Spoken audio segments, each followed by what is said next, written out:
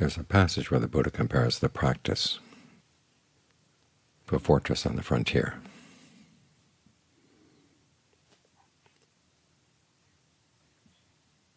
The foundation post for the fortress is conviction that the Buddha really did gain awakening, and there are lessons to be learned from his awakening. It's not just one event that happened to happen in the course of human history. It's one of those events that defines the possibilities of life. It is possible to find a deathless happiness. I know some people say, well, we as human beings are just conditioned. Basically just our bodies with brains that somehow have consciousness. But that's getting things backwards. As the Buddha said, if you define yourself, you limit yourself. Instead, the Buddha tried to find out, okay, what is skillful? In other words, what are the potentials of human action? How skillful can you get? And he found that it is possible to find a way that leads to something unfabricated, the same way that a road leads to a mountain. The road doesn't cause the mountain, but it gets you there. So we're convinced of that. We're also convinced of what he learned about what life is like if you don't follow this path.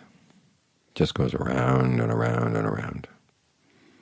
As he said, it's like throwing a stick up into the air. Sometimes it lands on this end, sometimes on that end, sometimes splat in the middle. You'd never really arrive anywhere. He called it samsara, which means wandering on. That's all it is, just beings wandering around. Or someone up in Canada said, bumbling our way through life. And so we see that. We realize we've got to practice to get out. And it is possible to get out. So that's our foundation post.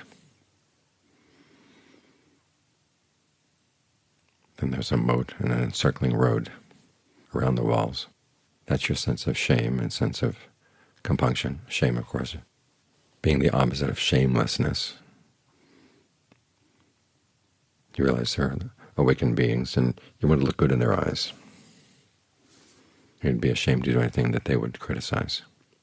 As for compunction, that has nothing to do with anyone else. It's simply you realize yourself that if you act in unskillful ways, you're going to suffer. Then you have wisdom as a wall, discernment as a wall, and it's plastered over so there are no handholds, so the enemy can't climb up the wall to get in. You've got mindfulness as the gatekeeper. He recognizes who is a friend and who is a foe. He lets in only the friends. In other words, your mindfulness has to be discerning. It doesn't just accept whatever comes in.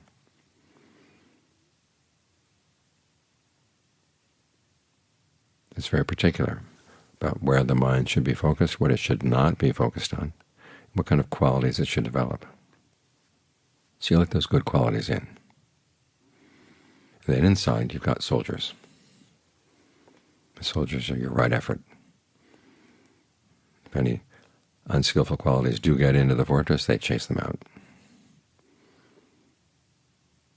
They try to encourage skillful qualities to stay and to develop. And they have weapons. You're learning what you've learned about the Dhamma through Dhamma talks, through readings, things to remind you what you really should be doing.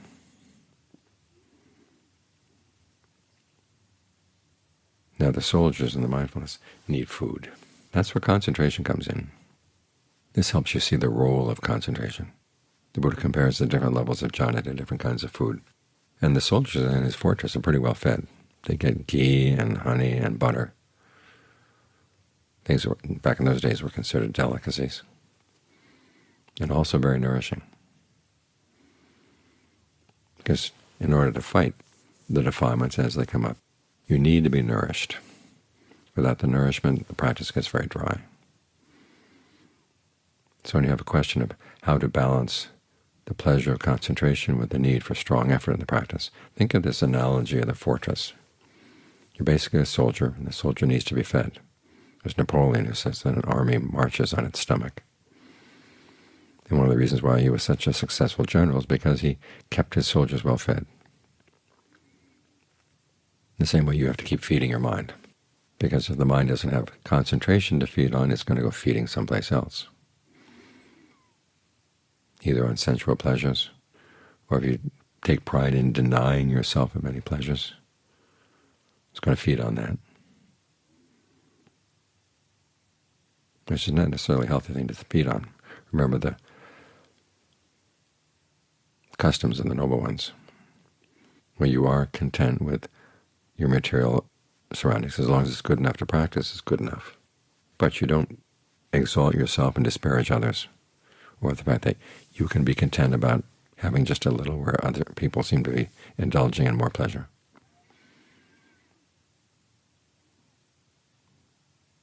The Buddha encouraged you to find pleasure in your concentration, so you don't go feeding around on these unskillful attitudes. But remember, the purpose of the feeding is not just to sit around and eat and then go to sleep. You feed because you have work to do. Similar to the Buddha's reasons for focusing on the present moment. It's not that often in the canon that he focuses on how we should be alert to the present moment, given all the attention that's given to the present moment in modern meditation circles. It's strange to note that how rarely the Buddha does mention the topic, but when he does mention it, it's in the context of mindfulness of death. So we're not here because the present moment is a wonderful moment, or it's the only thing you've got, so you might as well learn how to enjoy it. He's saying it's where the work is to be done. You know you're going to die at some point. It could come at any time. Death comes without a warning sign. Just like that volcano that erupted the other day down in Chile. No earthquakes, no sign, all of a sudden, bang.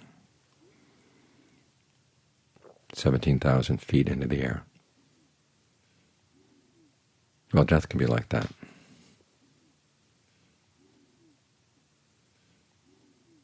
And so are you ready to go? And that large part of the mind will say, no, not yet, not yet. Well, why not? What are you attached to? What unskillful attitudes in the mind would make it difficult for you to go? You've got to work on those right now. So you have to have a sense of urgency. But this is not work to be rushed. It is meticulous work. You're trying to figure out what the mind is doing, and the mind is doing subtle things.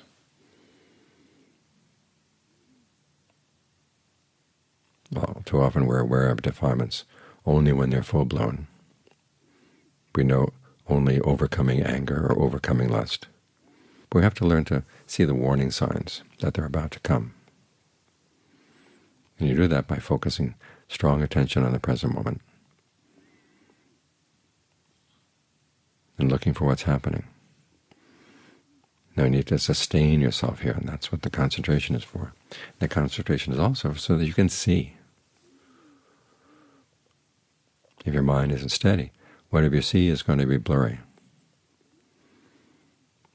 It's like doing a scientific experiment with your equipment placed on a table that wobbles. No matter what it measures, the measurements will be unreliable because the foundation is not solid. It's not still.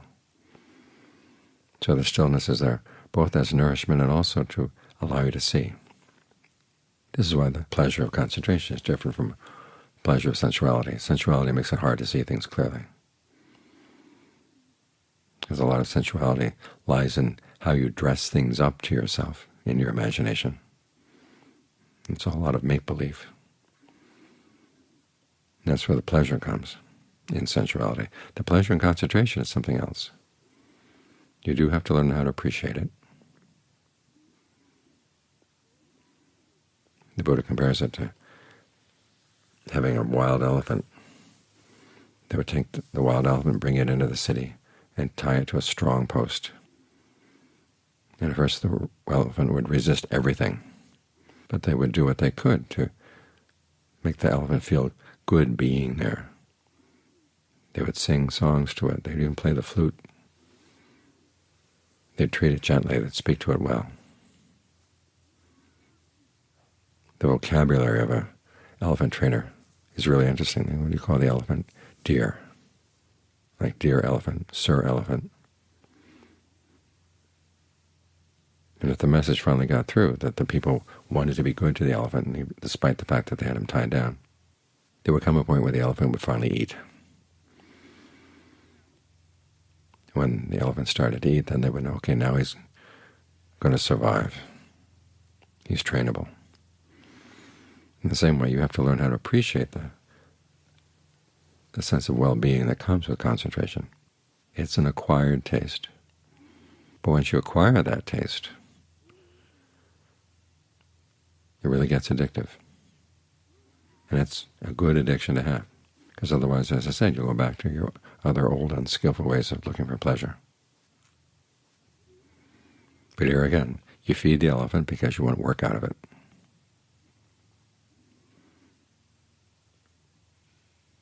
So think of the concentration as food, nourishment, in addition to giving the mind a steady place to do its work.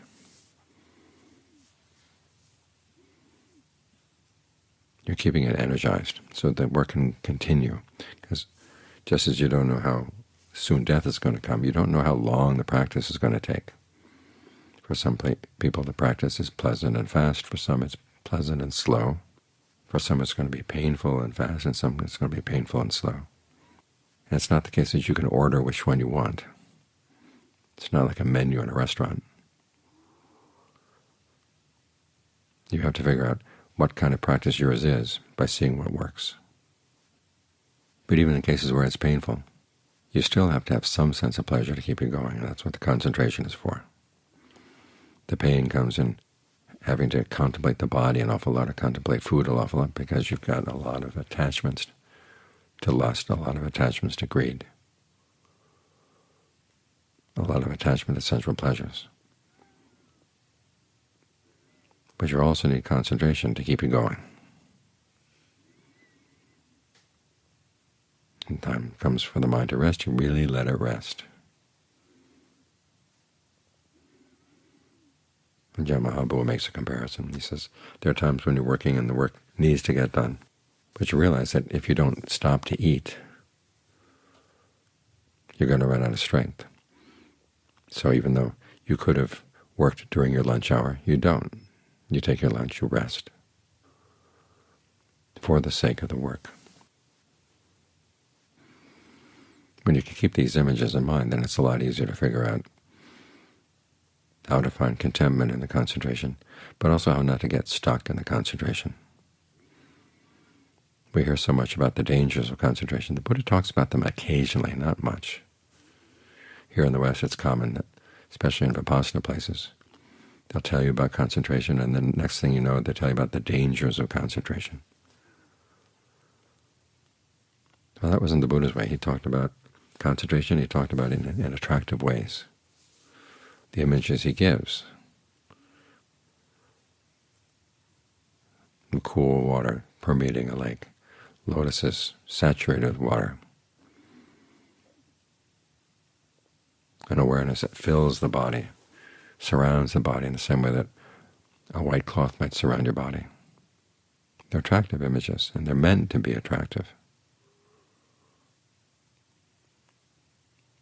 so that you'll want to try this, to develop this ability to find pleasure here as you breathe in, as you breathe out, and the mind can settle down. When the Buddha does talk about the dangers of concentration, they're simply that you might get stuck here and not move on to the next step, which is to try to develop discernment. But that danger is minor to the dangers of not having concentration. The people who practice and practice and practice and burn out, or the people who get really good at labeling their mental states, but then get very sloppy about giving in to unskillful mental states when they're not doing formal practice. So feed yourself so you can work. Feed yourself well. After all, the Buddha says it's like honey, ghee, butter, rich food for the mind. food that gives you the nourishment you need for the work that has to be done.